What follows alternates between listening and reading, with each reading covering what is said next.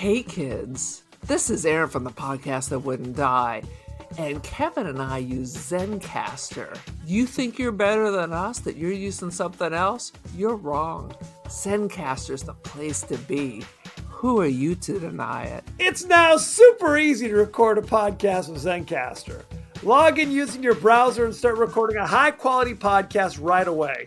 Record studio-quality sound and up to 4K video with your guests. Go to zencastr.com/pricing and use our code DIEHARD and you'll get 30% off your first month of any Zencastr paid plan. We want you to have the same experiences we do for all our podcasting and content needs. It's time for you to share your story. Only a fool will give up a chance for a 30% discount.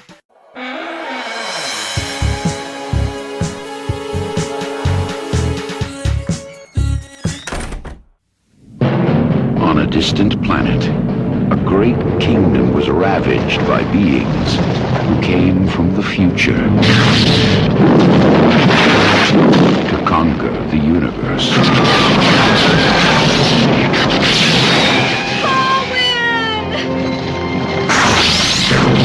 Now, the only survivors follow a doubtful seer and a throneless king. They will hold her in the Black Fortress. Welcome to the latest episode of the podcast that wouldn't die. I'm your host, Kevin. With me, as always, is Aaron. Hey! This week in the podcast that wouldn't die, we're discussing the science fiction classic Krull, starring Ken Marshall, Lizette Anthony, but who gives a damn about them? Really, Liam Neeson and Robbie Coltrane are in this, shockingly enough. I almost didn't recognize Robbie Coltrane. Each week on the podcast that wouldn't die, we discuss guilty pleasures and forgotten classics of the horror and sci-fi genres with a comedic twist. Aaron, what's the latest with you?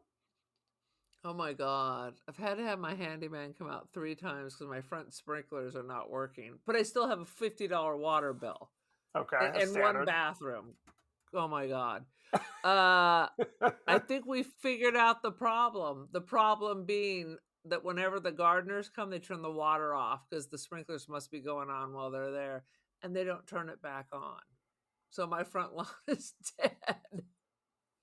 That's an issue. That is an issue. And my guy was like, someone keeps turning your water off. I was like, are you accusing me of turning my water off so I can pay you to come back? He was like irritated with me. So did you talk to your gardeners? I don't even know who my gardener is anymore. Okay, that's a problem. How do you pay them? Someone comes on Mondays. Well, my gardener sold the business, and this that is the always first happens. month. Yes. Yes. He's going into landscaping and stuff, so he sold the business. So I don't know. Eventually, I guess I'll get a bill. But really, dudes, you turn off the water at the main and then just don't put it back on? We can't gloss over this. I'm on my 3rd team of gardeners since I've lived in this house without ever holding an interview. It just suddenly different people show up one day and they're like, "Yeah, now we're your gardeners." Is that how it works? Now we're your gardener. It is. It's like gardeners and nail techs. When you first get them, they do an amazing job. But sooner or later, you're raging. You're just raging because the work has just gone straight to the poop chute. It's a thing. It's a whole debacle. It's a fact. Yeah, this It's is called science. First World Issues. By the way, First world issues. White people problems. We also call it that. That's what we call it. 100%. Sweet Jesus. As fascinating as that is, sweet Jesus. Well, you asked. Yeah, you asked. I'm also going to the beach to hang out with our parents for Super Bowl Sunday. Last time I did that, they had a bunch of their also elderly white people, and it was the one with all the rappers at the Super Bowl, where all the old people was like, "I don't know what's going on. Who are these people? This is disrespectful to America. What happened to the Super Bowl half?" I'm like, can I listen to fucking Mary J. Blige? I mean, can we just be quiet for a minute? I know who they are. They're like, oh, Aaron knows who they are. Shh. is disrespectful to America. No, I mean, I was like, oh shit. I'm Look, sorry Pat Boone wasn't able to make a special appearance. it was Burl Ives and Percy Faith is what they were hoping for. Yes. These are some deep pulls. The Glenn Miller Orchestra was not available for this one. Sweet Jesus. The Andrews sisters were previously booked. Okay, moving on. I might have to. I mean, Lord knows I could give an SH about the Super Bowl. Although I did put money in the pool because, I enjoy gambling, but I'll be reading a book. I mean, truth be told, traditionally, I would bounce whenever the halftime show started doing their thing. I could give a damn about any of that stuff. When I was younger, I'd go play basketball for a half an hour, basically. Even if because let's be honest, it was growing up, it was bands who I didn't care about. And now it's kind of bands I don't really care about. There was never a sweet spot of like, ooh, Dude, you didn't like the one with the rappers and everybody? I thought you'd be down with that. I mean, I have no issue. Everybody that year. They did. They had everybody. I don't necessarily have an issue with any of that stuff. But it's like, when is Howard Jones going to get the call? When is ABC and Howard Jones coming up on stage? You're going to be waiting a long time. Adam Ant at the Super Bowl, I think that time is coming. Where's Michael McDonald? Is he going to come out on stage and do some stuff? Toto's available, I'm sure. Toto's always available. And then what did I hear? That Journey has now fired their other lead singer, that Neil Schoen's on a rampage. Eventually it'll be Steve Perry with the fake Steve Perry touring together. From my understanding, because I saw Journey last August. And Neil Schoen just does everything now. He does it all. Well, the thing about it is, I guess the keyboardist, Jonathan Cain, who's been with the band for 100 years, they've like had lawsuits against each other, and we're still performing together. So it's something. What's funny, as somebody who was kind of a late arrival to Journey, in my mind, Steve Perry was always there. He was not. He didn't arrive until there when there were hits. 100%. He appeared on the scene on the 5th goddamn album. The 5th. So they had what 4 were the first albums. 4? Nobody knows. Right. They should be. Well, Toto thankful. had like 11 albums. Can you name them? No, Nobody you're right. gave a shit. You're right about that. No, they had one hit on their first album. Okay. Yes. Do you know what it was? I own that. What was their hit? Line. That's the one. Love isn't always on time. 100%. They had one hit on their first album. They had 2 albums. Some could argue no hits. Then they had, I think it was called Toto 4 was the name of their 4th album. And like their Led Zeppelin or somebody. And then they had Rosanna. They had Africa, which was the last song. Which are the same songs. Okay. I don't know about all that. Let's not get carried away. They also had another hit on that album that was a lesser hit called You Know I Won't Hold You Back Now. That was another hit. I know that song. But then you can't argue that Africa and Roseanne aren't almost identical. I disagree. Totally disagree. How about that? How about that? Well, and by the way, in a world of Trump, I guess we make our own realities. We're going to talk about Toto for the next 45 minutes. And let me just say, it's funny. It's funny to me because, when I was little, you'd hear these bands. I thought every band had one lead singer who just had an amazing vocal range. Toto had 4 lead singers, and they would alternate verses. Styx had 2 singers. Not originally. Originally, it was just Dennis DeYoung. Tommy Shaw joined later, and I think he only sang I'm sitting too on the much. bar stool talking like a damn That's the one. Who got the 12 o'clock news blues. He had too much time on his hands, or whatever it was. Now it's still the same problem. He has a lot more time on his hands, if we're being honest. Anyway, no one gives a damn about any of this stuff. Let's give us the 30-second synopsis of Krull, for God's sakes. Once upon a time, there was a movie called Star Wars that everyone in the galaxy had to try to rip off to make some kind of money. So someone came up with the idea, what if we took Star Wars and Conan the Barbarian and mixed them up with a bunch of British actors? You're like, hey, I kind of recognize that guy. And you whirl it up in a blender with a splash of Dune, and here we are, Krull. Now, 100%. Had you ever seen nor heard of this before? No. Never even heard of it? No. Okay. As a child, this was a movie that I revered. I remember just to set the stage. Every Friday, I'd be like, Mom, can we go to the video store and get some movies? Mom, can we rent some movies? Because this was the thing that people did when I was a kid at this stage of the game. It's true. Can we watch 8? And we're going to watch them all tonight until 100%. Our eyes bleed and fall out onto the floor. until the madness sets in. And my mom, being who she was like, you know what? How about I looked at the TV guide, and on TV tonight, so we don't have to rent shit, you can watch, let me see, Krull is playing at 8 o'clock on the ABC. Right. Krull. On the ABC Family Film Festival. It was something like, we didn't have no cable or any shit like that. Are you crazy? We had cable. Yes, that's a whole other story. Kevin started quoting the jerk to the priest, then we no longer had cable. Yeah. It was a trying time. Let's just say that.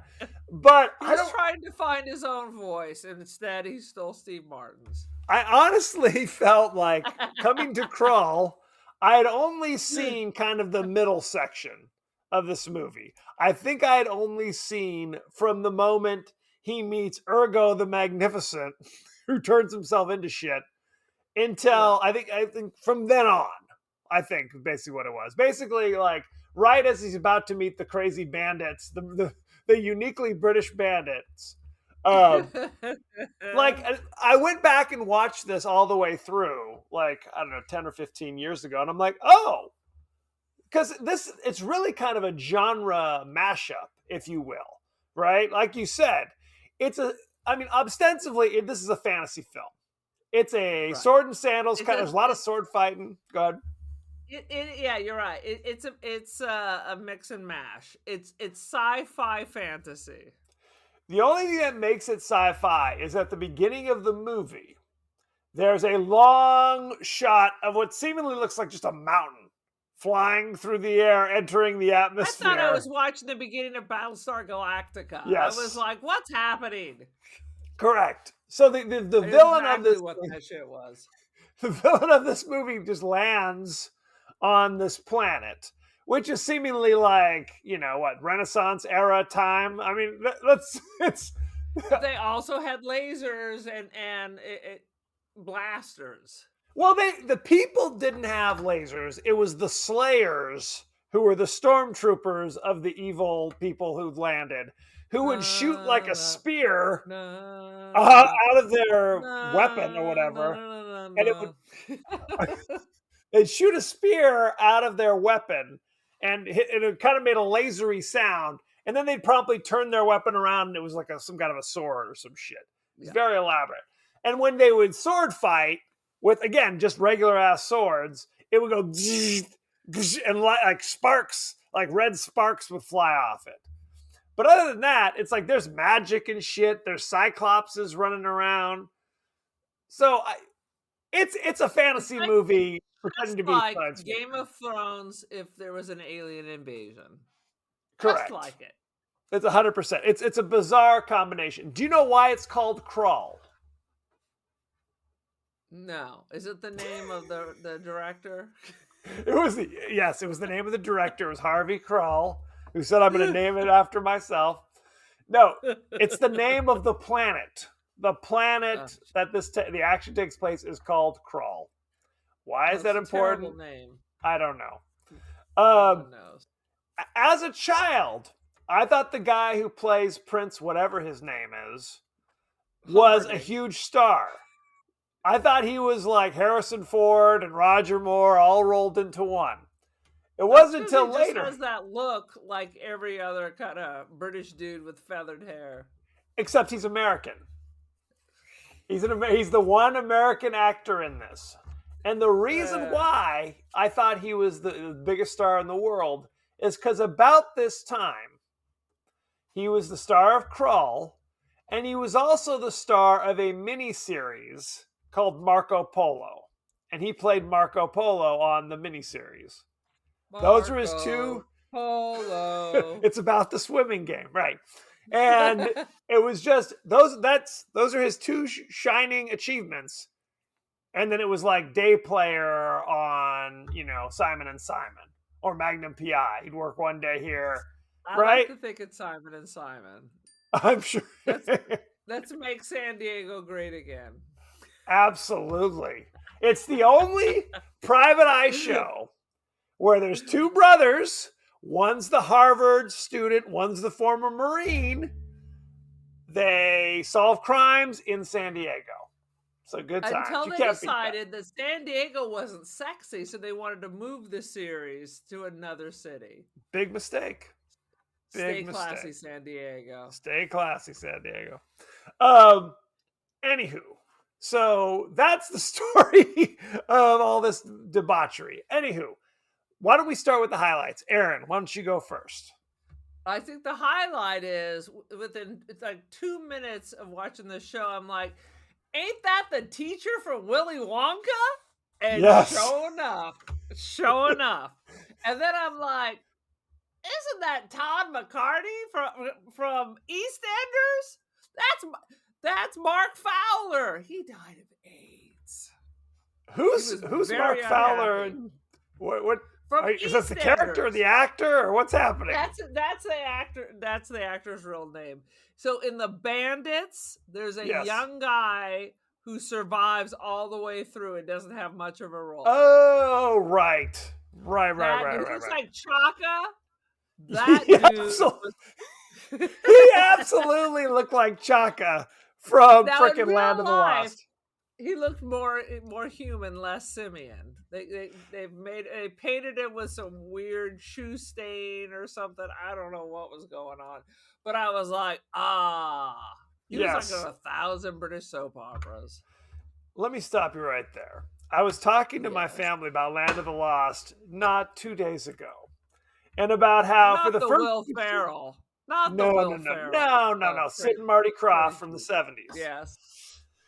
Their first 2 seasons, it was Marshall, Will, and Holly.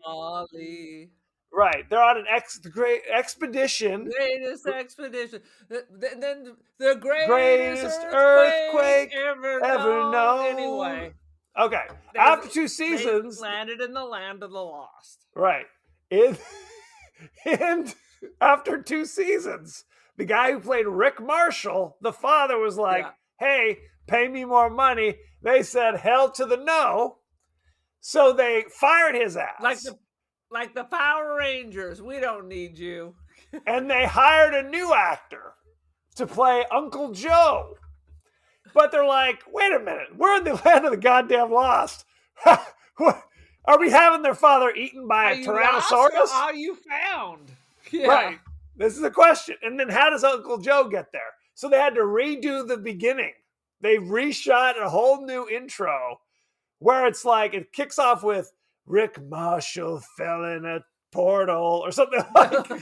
Rick Marshall fell in a hellhole, but psychically his brother just happened to be rowing till he fell into the Land of the Lost. Basically, they had to come up with some reason why Dad's no longer around. Which is so stupid because every soap opera, how many times did Young and the Restless would flip flop? The role of Jill is now being played by blah blah blah, and then 1,000 times. Right, 1,000 times, no question. Anywho, but they literally reshot the whole intro to the show they're like, we're not filming a whole episode on this because we fired Rick Marshall. He's not even showing up. So we're going to have like a body double jump through a portal or something. Anywho, that's neither here nor there. The beauty of Land of the Lost is Yes. the family is not unlike the Ingalls, where you really hate them. Correct. But there were dinosaurs and slee stacks, which were fucking terrifying. Love Even the slee the stacks. friendly slee stack was Right. terrifying with their crystals and everything. You just knew that freaking Hari and Chaka were going to ruin everything. I argue that Holly is in fact Laura Ingalls. You just want her to cry. I think she was like 20 years old with those Yes. weird ponytails. All right. She was far too continue on. old to be the Far the too old to be preteen this daughter. Yeah. This Well, and I was convinced that Will, the older brother, was Greg Brady. It was not Greg Brady. It was just a bizarre look-alike of Greg Brady. He So, kind of looks like somebody who'd be in like Darby O'Gill or something, or the No Mobile. I don't know what that means. Because Seven he's Brothers little. for Seven Brothers. No, with the weird curly hair and the big eyes. Yes. He reminds me of somebody from some okay. other show. Fair. That's all. Fair. Now we've Okay. totally lost everybody who's not like 7 years old. We've had how many little sidebars have we had so far? And then we're 10 minutes in. So yes. So basically what it comes down to is the beast, who's kind of a demonic alien type, lands on the planet of Krull, and he sends out his stormtroopers to, I don't know, kill everybody, do some killing. Kill And everybody, and then he's gonna marry the princess and rule the galaxy. right. So on the day that Prince, whatever his name is, marries Princess I can't be bothered to remember, the Doesn't matter. beast sends the Slayers in and kidnaps her. Even though he's like 20 feet tall and totally demonic, like with weird, and they did this thing where it's just like, don't He's look too Cthulhu. close. Yeah. Right. He was Cthulhu. It was don't look too close because our special effects are not up to snuff. So it'll be like, so here's just his eye looking at you, or here's a close up of some kind of weird mouth thing. No, I nailed it. By the end, you got a clear shot of his face, and I realized Yes, it is Blobby Chet from Weird Science. it is. Blobby Chet. Yes, when he gets cursed. When he's all swollen and he's farting and he has boils bursting all around him. If you look Yep. at the face, it looks just like whatever this Cthulhu character is. It was Plus, a Cthulhu. all the soldiers, when they die, like an octopus pops out of their head and scurries into the sand. That is the most iconic part of this movie, if we're being honest. Just- Whenever you're they like, kill "That's the Slayer, best part. 100%. Whenever they kill the Slayer, it makes this noise. And their head pops open and a weird squid crawls out into the ground, essentially. What happens to those? Who the hell? There's never like a moment where they're like, there's a bunch of squids coming after us. Never. So who knows what's going on with those damn things? But it's an iconic sound. And yes. And the squid pops out of their head. A potential ringtone, I'm thinking. 100%. No question. So everybody is killed in the castle, except for Prince, whatever his name, Prince, Marco Polo, Ken Marshall.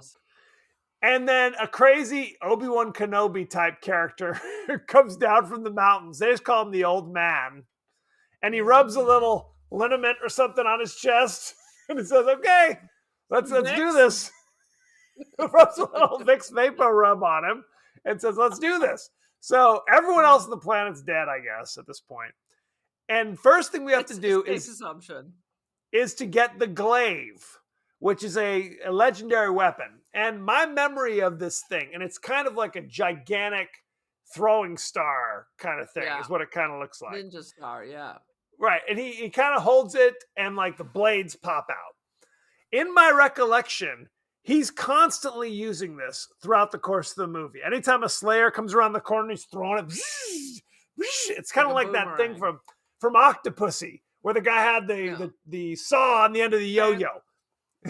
Oh, yeah. I was thinking more Phantasm, like a cross between Phantasm and the puzzle box. It's always the puzzle box as far as Aaron's concerned. She's going to work it in somehow. For all we know, the Cinnabons, the Cinnabites have a whole like catalog that we could order from. It could be. It could be. But like I said, in my recollection was poor. He uses this literally. He saves it till practically the end of the movie to use it, and he uses it for 2 minutes, and then it's lost forever. So we'll come back to that later. Along his journey, he meets Ergo the Magnificent, who's kind of the wacky comic relief, who can turn himself into Willy various Wonka creatures. Teacher from the original Willy Wonka. I can't devour that bar too, so let's say 200 Wonka bars. So he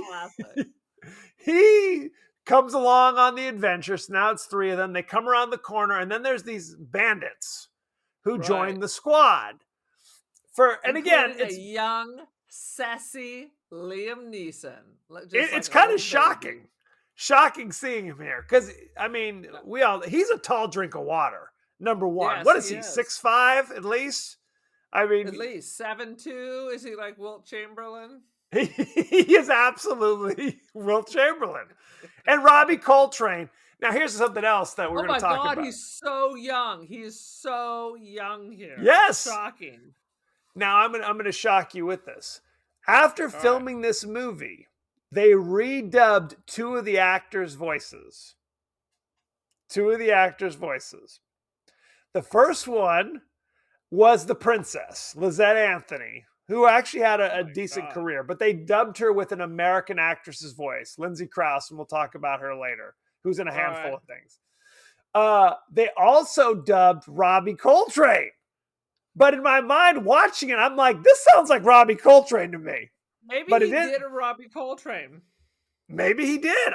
There's no explanation why they dubbed him. They tell us in great detail why they dubbed her, but there's no explanation. I don't know. He's had to work on his acting, I guess. Who's to say? Liam it's Neeson bizarre. Is 1 inch taller than you. What is he? 6'3", 6'4"? 4.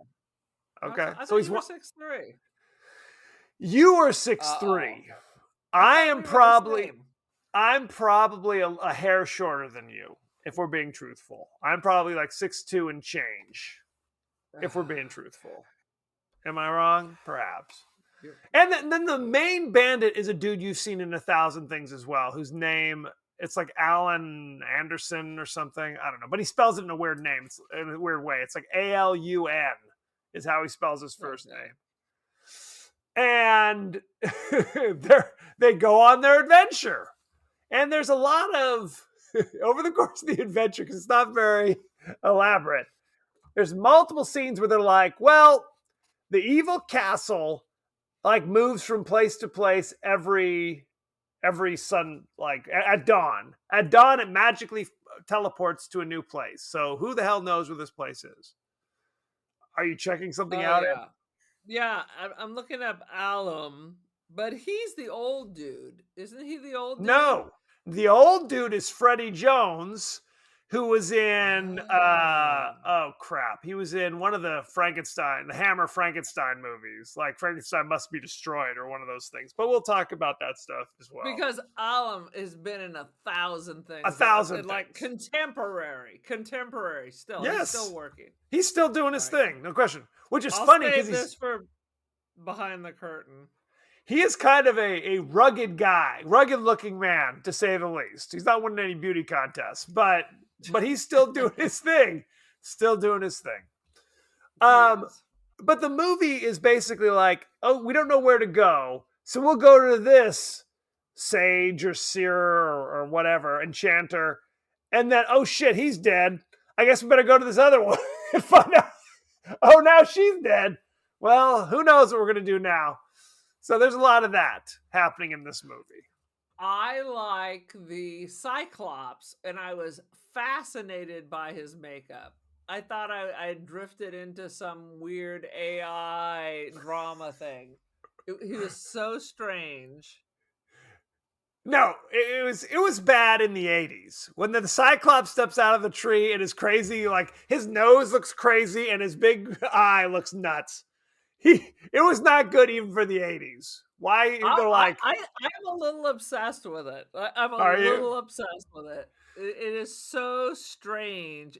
It's almost like it was done on purpose. Now it looks like it was done on purpose. Back then it was like, well, this is the best we can do with like Venetian blinds where the human eyes would be, so he Correct. doesn't bump into walls. I Correct. think it looks kind of cool. And even then, like there's multiple scenes where people are shaking his hand, and you could tell he's just like kind of waving his arm around. You're just gonna have to shake my hand. It's like, because I don't know where the hell you are, essentially. That's why they gave him the walking stick, so he just didn't fall off a cliff and die. There's a scene where the whole gang has to go to the swamp because the Emerald Seer, who's like, he's blind, and he's like, I can tell you where to go, but not here. We have to go to my summer cottage in the swamp for me to really have my. It was like, what? Why can't you tell us right now? It was like, we have this swamp set that we have to use, so we have to come up with some reason why we're there. And Slayers rise up out of the swamp. I thought the Slayers looked cool. I thought the Slayers were working for me. They look like Cylons from old Battlestar Galactica. They look good. They look goddamn good to me. Anyway, there's a big battle in the swamp, so they leave the old blind man. Which, again, there's quicksand everywhere. They only lost one dude who just fell in the swamp. They kind of park him in the corner. Right, during the battle. And up to this point, like I said, they lost one dude in the swamp. But every time they meet the Slayers, they kick their ass. The Slayers are dropping like flies. But then a Slayer, like a shapeshifter Slayer, comes out with his like a scary black eyes and his long claws and kills the blind man and dumps his ass in the swamp. Right. So they're like still trying to lead. So now he's leading them God knows where. And there's a scene where he's like holding on to the prince's shoulder because the prince is going to lead him somewhere. And then frickin' Alan or whatever his name is goes, I'll lead the guy. Puts him on the shoulder, like, takes the hand. I'll do it for you. And the old blind man guy was like, again, this is a gang of bandits that they've recruited. They're like escaped prisoners, but evidently all wrongfully accused. Thank God.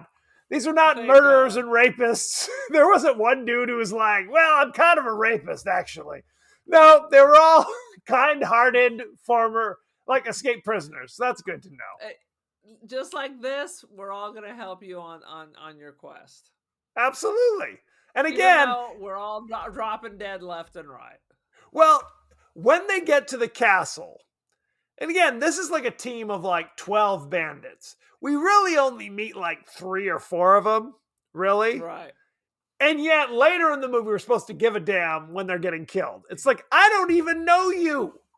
You've basically been an extra up to this point. They didn't even give you a name. Yeah, the guy from my soap opera, I think he has 3 lines, but he survives the whole thing. Well, he was important because he was the first one to go to the prince and say, like, I'll join you. And that kind of shamed the other older grizzlier. Good sir, dudes. I shall join you. Boom. You'll have my sword, or whatever he says. So he has to survive. Later in the movie, when they're in the crazy little room, it's Craggy-Faced Joe, Young Chaka, and Rando Dude X is also, they're in this room, and the spikes start coming out. And again, this room, there was ample room to avoid the spikes. But you can't do that, I guess. This one dude basically impales himself on a spike for no reason. They're like, Bardolph! No! That's his name? We have never seen, you've never mentioned his name. Anyway. Because he wouldn't let go of the sword, so he's just going to hold it while this thing slowly goes through his lungs. They're like, put it down. I gotta get me sword. But he doesn't say anything. He may be a mute for all I know, right? I wanted somebody, I always find this hilarious. Watch movies where there's multiple characters, but some of them are clearly like, we're not paying you. So when other people talk, you're just going to smile and nod. So you see this in commercials a lot too. We're like, here are the two actors we're paying to speak, and here are the three people who are there just to smile and make faces. That's basically what this was. Homie took a spear to the chest and like, no, not Bondolf. Why I remember his name and no one else's, I cannot answer that question. He was But clearly your favorite person in the entire movie. he got ran through and that was the end of it. I cannot remember the Cyclops name. I cannot remember Liam Neeson's name. I don't remember the prince or the princess's name. But I remember Bardolph, the fat dude who gets skewered in while going for his knife that he dropped out of his clumsy pocket. So good times. No, there was something about the knife. I mean, he dropped it because as soon as it hit the ground, all the bad stuff stopped. So the deal was they couldn't go through there with weapons. Is that what it was? No, it was basically so. There's a scene where it's just the three of them, and one of them. Once the weapon hit the ground, their death stopped. But once he picked it up, it triggered everything again. I never made that connection. Maybe that's what I thought it was just. That's why they were yelling at him to leave it alone. Well, no, he wanted the knife. I didn't make the connection. They were telling him to put it down. They were telling him that because he was acting like the danger had passed. Like, oh, we're cool now. Let me just shimmy through here on my hands and knees to pick up the knife. And then the spikes started again. Picking up the knife triggered the spikes. And I think you were high. They stopped when he got skewered and dropped the knife. They were telling at him to put it down. Okay. Have you even seen this movie? Have you seen this movie? I guess not as closely as you have. Right, that's for goddamn sure. Apparently. You thought you were a fan. Frankly, I want to go back to other bizarre deaths. When the old man dies halfway into the movie, I was kind of shocked. I was like, why is he dead now? Was he just like, you know what? I know I'm supposed to be there to the end. How about I just drop some sand out of my palm and die instead? Does that sound good? Like Obi-Wan, he can't be there at one point. You know, you got to snatch the pebble from my hand, grasshopper. So that's what it is. If there was Krull 2, he would have been like a ghost that was hanging around going, I'm still here to guide you. Because there was a 20-minute with scene. His arm around the spider lady. Hey! No, that was a 30-minute scene. I killed our baby because you wouldn't run off with me. He's like, it's cool. Yes. After the Emerald Sage or whatever the hell was killed in the swamp, he's like, there's somebody else, my ex-girlfriend, the spider lady. Let's go check. I'll go drop in on her, see how she's doing. 20 minutes of him kind of scaling the spider's webs. He gets in there, and you're right. She's like, what's up? I haven't seen you. And bizarre, Lissa. That was the princess's name. And the only reason I remember it is because it's also bizarrely the name of the spider lady. For no reason. Right. For no reason. So you're right. When they were both young and attractive, she was like, she had a bun in the oven. And he said, honey, my life, my love, my lady is the sea. And he bounced. So she, at that point, she was like, well, I guess I'm killing your child. That's and he never up and I'm pissed. I'm pissed off. I'm killing my baby. It's going to be like, some Greek tragedy kind of situation. Who was the Medea? I think Medea that's killed her the children. Story of so I think it's also the story of La Llorona. Mijo. Oh, it is. It is La Llorona. So that's who she really is. And you're right. She's like, I killed your son, but it doesn't matter to you because you've dipped out for the last 50 years. So clearly he's like, I get, whatever. Like, all's well that ends well. What do I care? Just like, I mean, if this Well, had I been mean, Fast clearly Times, she's punished. Now she has to live in an old cocoon spider or egg. something Yes, and sit there and just stare at the wall for 50 years. So I feel correct. like thou art punished. But I guess she gets the power of sight because she's able to tell homie, yes, here's where the goddamn castle is.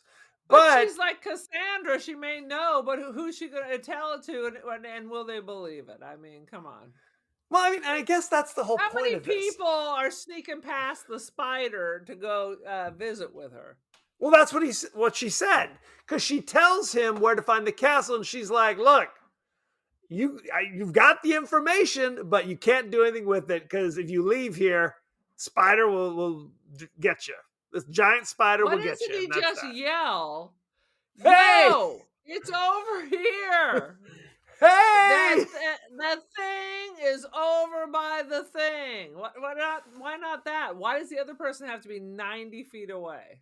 I guess that's a good question. I don't know the answer to these things. So Okay. she gives him, she breaks the hourglass that she used to allow him to basically seal his fate, right? If she really cared about him, she'd have said, "Hey, bro, don't bother. How about you shout to me and I'll tell you what the prophecy is or whatever. By the way, I murdered your son. My bad." Anyway, so double middle fingers. Hope it was worth it. Sweet Jesus. He's like, baby, that's just pillow I'll be talk. right back, and she can just boogie. She like Right. I'll let them know. I'll let them know. Well, it was good that he she says, "See me with you. I want to see myself with your eyes so that she can be beautiful again for one moment." But again, he's still 92 years old. It wasn't like he becomes young. It wasn't a young Brad Pitt. He goes, "Hang on, me too, baby." No. He's still got like salami hanging off his face. So yeah, no. No can do. No Typical can do. Hollywood. Typical Hollywood. It's a whole thing. So they find out where it is, and they're like, "Shit, that's 1,000 miles away." And luckily, there's the Deus Ex Machina of the fire mares. The hereto never mentioned before fire mares. The Clydesdales that can, I guess, run 1,000 miles an hour. Who the hell knows what the story is? That's right. Clippity clomp. Clippity clomp. Clippity clomp. And, the Cyclops goes and the rest of the gang, and they all get wiped out. Most of Rodney Coltrane takes one. And that's the end of him. Liam Neeson gets shot in the hallway. We discover Liam Neeson, they actually gave him a little bit of a character, right? Robbie Coltrane would kind of like crack wise every now and again. Liam Neeson was basically like, I've been married. I'm a polygamist. I go from town to town, spreading the seed. Like, honestly, if the old man would have just been like, "Hey, I'll be back later," maybe that woman, the spider lady, wouldn't have murdered his son. He could have had his wives on the road or whatever. His salt wenches. Maybe it was Liam Neeson. Maybe it was Liam Neeson's. So he gets killed, and on his deathbed, he's like, "Tell number 7 she was really number 1 to me." That's the end of Liam Neeson. That was a shocking moment as well. So, and the last thing I want to talk about, and you may have other things, is he uses the glaive, which is the spinning saw thing, to cut his way into rescuing his wife. Which took way too effing long. Took an hour of him with his hand up going, "Come on, keep cutting." Then he throws it at the beast. It sticks the beast in the shoulder and gets stuck there. That's the end of that goddamn thing. But luckily, he can now shoot flames out of his fingertips for some reason. Isn't that nice? That the hero thinks his girlfriend's a witch. He borrowed it from her. God forbid she should throw it. He had to take her fire and throw it away. I didn't start the fire. Well, yes, it was some kind of wedding ritual where the one father-in-law lit like a pond or whatever the hell it was, like a water, a bird feeder. I don't know what it was. Lit that on fire. She picks up the fire with her hand, and she's supposed to hand it to him, but she's kidnapped. So then later, she's like, "Oh, by the way, remember that fire from the first 5 minutes? Still got it. Still got it. So she puts it in his hand, and now he can shoot flames. Now, is It this was a something traditional? about together they can defeat. It was never about the Krull scraper. It was about them together, but it didn't seem like that. It just seemed like him. No. Well, she was your typical damsel in distress. She was not Princess Leia kicking ass, Why taking wasn't she names. throwing fireballs at old Chet the whole time? If she had fireballs, These are important questions. These are these are important questions questions. I would ask. And not to mention, the Cyclops is unceremoniously squished for no reason. I'm holding it. Oh shit, I'm squished. And that's the end of the Cyclops. But it was like Sid and Marty Krofft, where it was just like clearly a curtain passed in front of him. He didn't scream, he didn't cry. It was just like, okay. You want it like a pop or something, right? Like a watermelon put in the pneumatic vice is what I was looking for. Clearly, snap, crackle, pop, and then some Quentin Tarantino blood spurt. Yes, I want some viscera just squirting out. Aaron, do you have anything else you want to talk about Krull, for God's sakes? I think we discussed most of it, but the part I wanted to talk about is whenever they were over in the Chet's lair. Yes. It looked like they were inside of an ear. That's yes. all I kept thinking out. Is it looked like it was the inside of an ear, like maybe they're an earworm and they're crawling inside of a giant or something. No, it was like inside sets. I thought were kind of very cool. They were cool, but you're right. It was like either an ear or an eye. She's looking out, going, "What the hell's happening?" And a weird like claw hand, kind of doing something. It was just yeah. It was a thing. It had a look. They spent all their money on the sets in there because everywhere else it was literally looked like styrofoam with some glitter on it. Absolutely. Let me say, I invited my children to watch Krull with me. Oh, jeez. Only one came down, and after 10 minutes, Lucy's just like, "Yeah, I'm going back to my room." Lucy cannot be your go-to because after she rejected Psycho, I can't sit here for another 30 minutes. She is not your go-to. I told you her favorite opening to a movie was the beginning of Ninja 3: The Domination, where the ninja goes hog wild on the LAPD for 20 minutes. But she quickly bailed after that. Yeah. She was like, "I'm out of here on this." So that's neither here nor there. Anything else? Give your children some Ritalin. Yeah, give your children some Ritalin so they can sit still for a minute. Add a $5 crispy bill if they can sit through the whole 90 minutes with you. Just time to a chair. You, Kevin. Time to a chair. Save the $5. Time to a chair. Yeah. Give them the Clockwork Orange. Clockwork Orange. Absolutely. Let's go behind the scenes, shall we? Let's go. The dub for the death screams of the Slayers was taken from the movie At the Earth's Core from 1976. Unfamiliar. That was Doug McClure, Peter Cushing, and Carolyn Monroe. I'm Doug McClure. You might remember me for such hits as... Not Troy McClure, but Doug McClure. God damn it. That's what he was... That's who he's ripping off. Come on. That is brother. What he's ripping off. The movie has been notable for featuring early screen appearances of Liam Neeson and Robbie Coltrane. Yeah, so there you go. Robbie Coltrane is unrecognizable. It makes me wonder when this was made because, I mean, when did the Cracker series come out? That was a long time ago. And he looked more like Hagrid than the way he did now. That is true.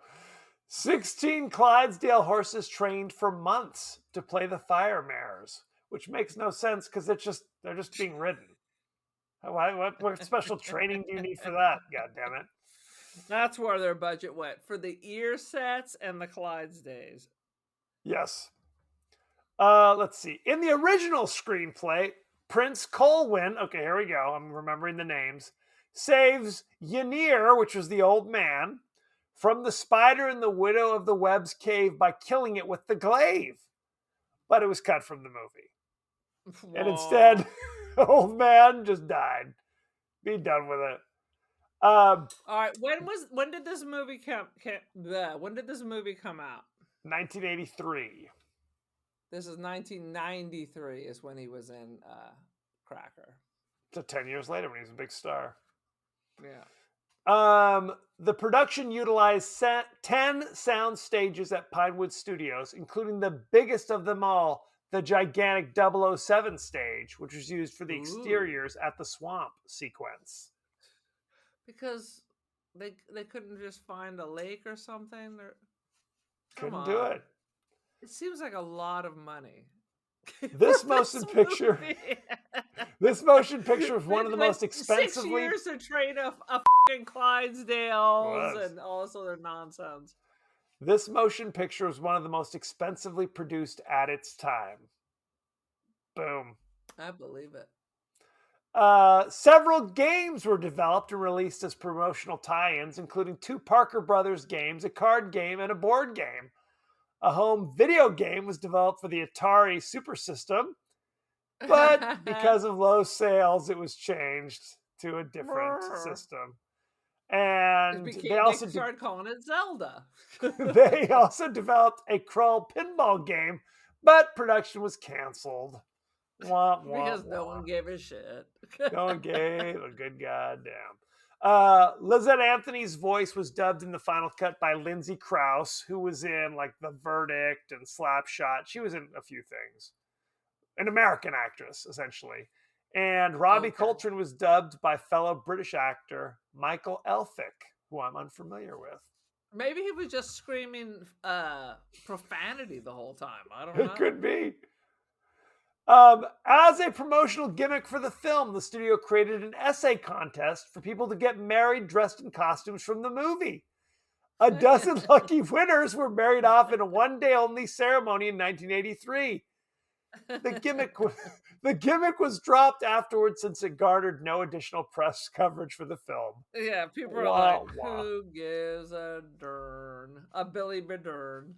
A Billy Badern, no question. A hand that could physically transform into a changeling claw was developed for the movie, but due to time constraints, could not be developed in time, was not used in the film. The piece later was the piece was later completed for Tobe Hooper's movie Life Force 2 years later. Ooh.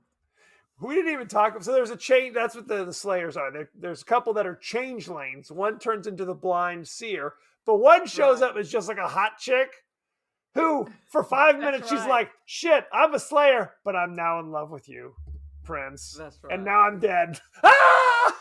Because that was a hilarious moment. Because the Beast like could see what they were doing. She's like, look, I will show your husband being seduced. Cheat on you. He's gonna cheat, and he's like, no thanks. And he's like, but I love you. I really love you now. I was all an act before, but now I really do love you. And then the Beast waves his hand, and she goes, ah! And that was the end of her. So it was so ridiculous. It was good stuff. Let's talk about the cast and crew, shall we? Yes. Krull was directed by Peter Yates, who's actually a real director, shockingly enough. You might know him from such things as Breaking Away in 1979. I saw you know that one. I saw it at Krull. the theater. Krull in 1983. I saw that yesterday. The Steve McQueen classic Bullet in 1968. Never saw it. And something called The Dresser in 1983. I do not know what The Dresser is. I think it has to do with the theater, the person who helps you with your costume change. Could be. It could be anything. But I did not say it. Could be anything. Could be aliens and frogs. It could be. Ken Marshall played Prince Colwyn. You know him from such things as Krull in 1983. He was in 9 episodes of Star Trek Deep Space Nine, playing Lieutenant Commander Michael Eddington. Ooh. He was in one episode of the TV series Over My Dead Body in 1990. You know it? Nope. No. Unfamiliar. And he was in 8 episodes of Marco Polo, the TV miniseries, which was very Missed popular that at too. the time. Are we still making miniseries? Somebody is. They're calling that a limited release series, isn't that? Freddie Sounds fancy. Freddie Jones played Ynir. You Dude, know nothing him. is more British than someone named Freddie Jones. Absolutely. Couldn't be more British. He was in Dune in 1984, playing Thufir Hawat. I'm sure I butchered that name. The classic Dune. He was in Krull in 1983. He was in the Clint Eastwood vehicle Firefox in 1982. I think I saw it. He was in The Elephant Man in 1980, playing Bites. Ooh, so that he was in 2 David Lynch films. And I just saw this. He was in 658 episodes of Emmerdale Farm. Oh, which is a that's British a soap opera. It must It's a soap opera. Yeah. From 2005 to 2018. Yeah. Good. That's a British soap. 658 episodes.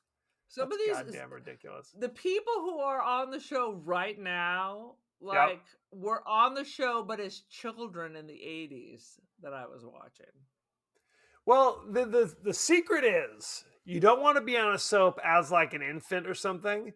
You want to make sure you start when you're like a teenager, because then they can just keep you. If you're too young, then a year later they get an older kid. No, because there's a Martin Fowler who plays the younger brother of the guy on this show, and he was clearly recast because that guy grew up to be some kind of alien-looking creature. So they recast him as someone older, taller, and more attractive, as one does on the soap operas, and clearly not a fan favorite. Alan Armstrong played Torquil, the leader of the bandits. You know him from 2001's The Mummy Returns. Yeah. He was in 1983's The Krull. I'm having an episode. He was in 2004's Van Helsing, the Hugh Jackman vehicle. And in 1999, he was in Tim Burton's Sleepy Hollow. But he's been in I will tell you, stuff. More recently, he was in, if you ever watch Hulu, there's a series called Breeders. Yep. And he was in that. And 32 episodes. Show. Yeah, he plays episodes. The dad. But it's Martin Freeman, from Sherlock and The Hitchhiker's Guide. It's about a British family, and he's got the husband has all these like rage episodes. It's quite amusing and triggering. Lizette Anthony played Lissa. You know her from such things as Dracula, Dead and Loving It. She played Lucy in 1995. She was saw that. Sorry. That was the oh god, Leslie Nielsen, Mel Brooks. Leslie Nielsen, Mel Brooks Dracula parody. So there's that. We can do a double decker. We could do that with Love at First Bite with George Hamilton. 100%. She was in Krull in 1983. Whenever Krull is the second one, you know you're in trouble because it's all downhill from there. I shouldn't say that. She was in Husbands and Wives in 1992. That's something. She was in 447 episodes of Hollyoaks, which is another British soap opera. Yeah. Whenever somebody's in it 500 episodes, you know something's up. Let's see. She also did a few erotic thrillers in the 90s. So you have that to look forward to. Yeah, not bad. Let's see. Who else do we want to talk about? You want to talk about the teacher from Willy Wonka? There's a few that we're going to talk about. David Batley. All right. He was in Hotel Paradiso, Alice in Wonderland on British TV. He was in Willy Wonka playing Mr. Turkentine. Yep. I remember that. And I'm trying to find something that Mr. wasn't Quilp. just on. He was in Mr. Quilp in 1975 and something called That's Your Funeral in 1972. All good stuff. A Good lot grief. of British television. Liam Neeson He was played on Keegan. He was on the Betty Hill show, Kevin. Of course he was. In 1969. Yay!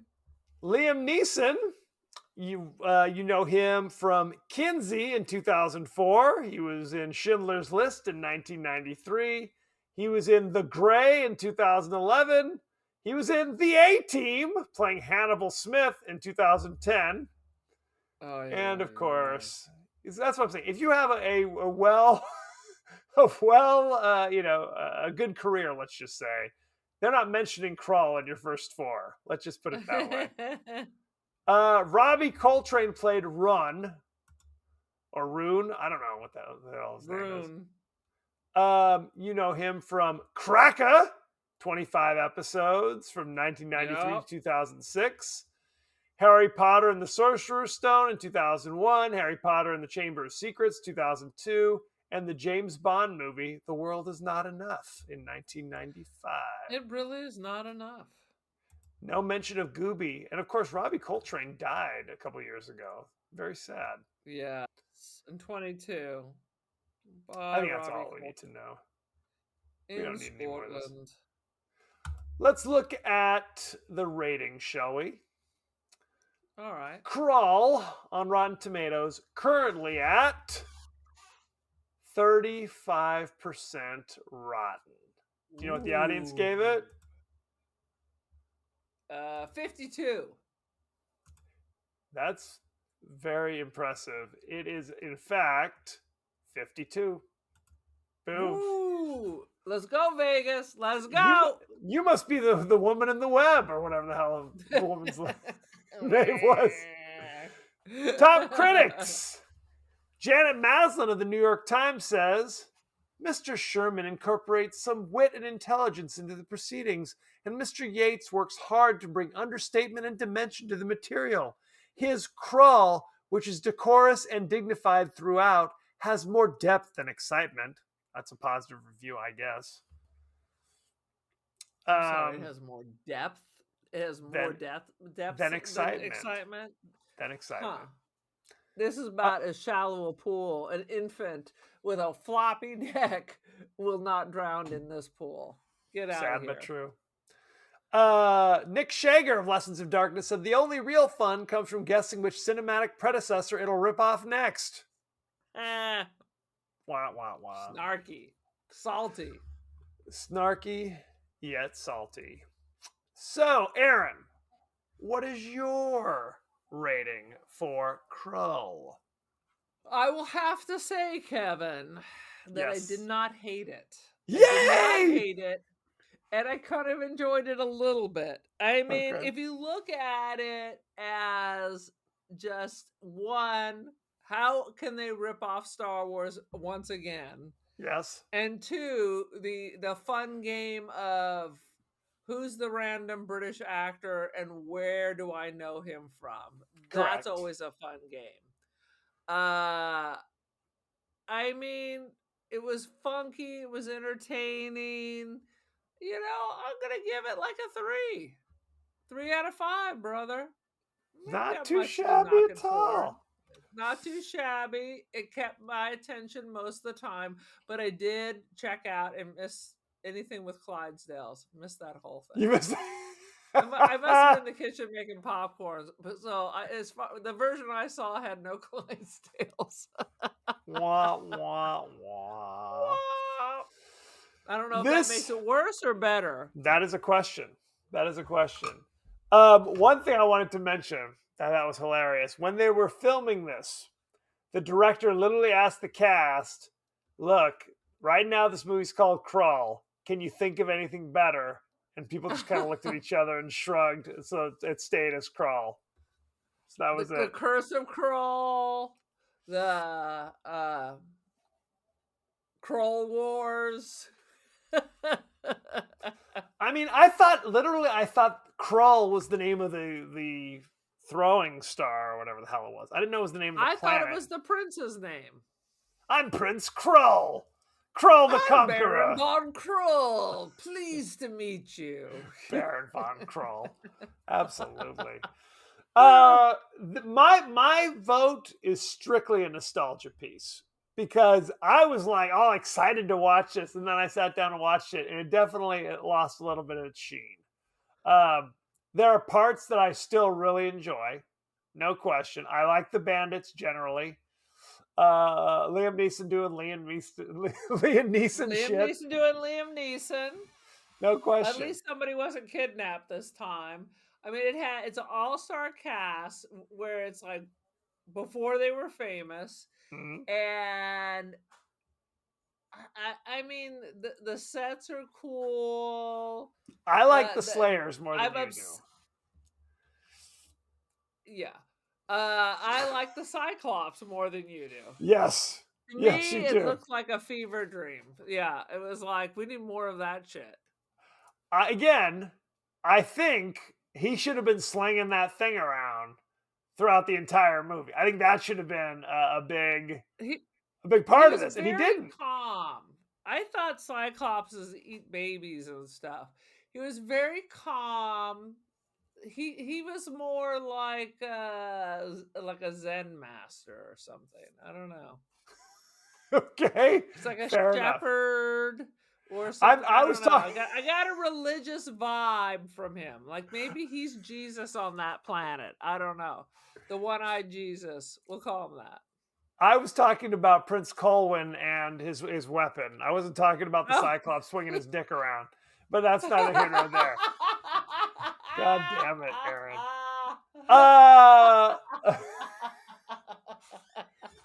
That being said, I think I'm going to give it 3.75.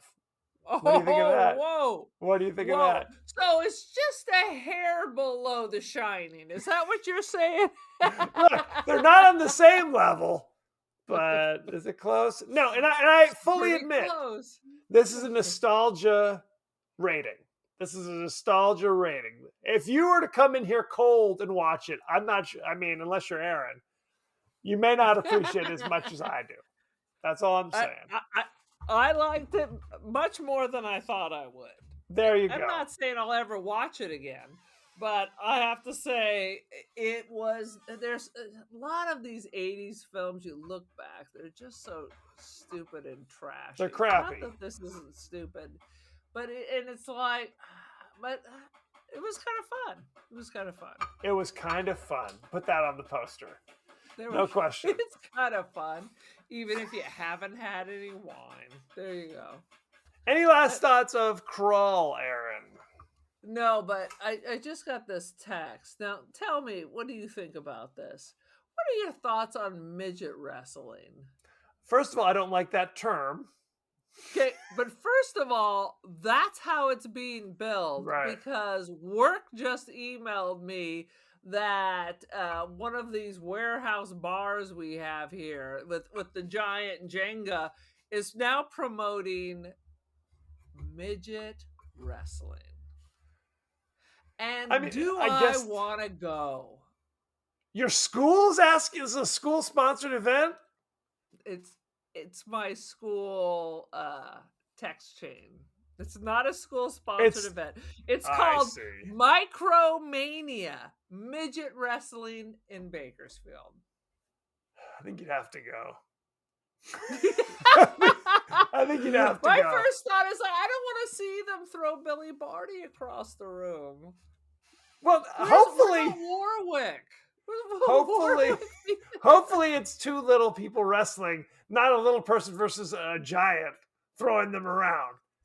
So I would definitely get some clarification before you did anything else. So your advice is check it out. Is that what I just heard? They have a right to earn a living as well, as long as they're not being exploited. So there you go.